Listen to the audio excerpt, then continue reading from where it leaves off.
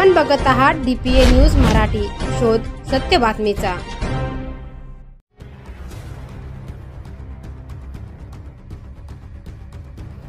येवला येथे खासगी कांदा लिलाव सुरू करण्याहून वाद हाणामारी।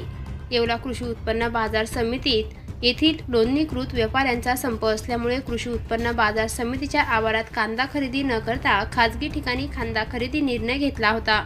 या निर्णयाला शेतकऱ्यांनी देखील पाठिंबा दिला होता। मात्र या उत्पन्न बाजार समिती बाहेरील लिलाव प्रक्रियेला हमाल व व्यापारी यांनी तीव्र विरोध केला। यामुळे शेतकरी व हमाल व्यापारी यांच्यामध्ये वाद निर्माण झाला। त्यानंतर या वादाचे रूपांतर हाणामारीत झाले।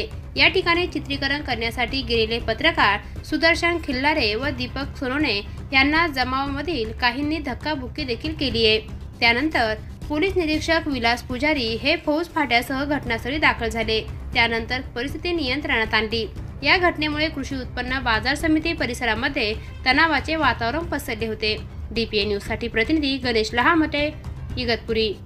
DPA न्यूज मराठी, जनतेचा न्याय हक्कासाठी एक पाऊल पुढे, आवाज जनतेचा, विश्वास जनतेचा।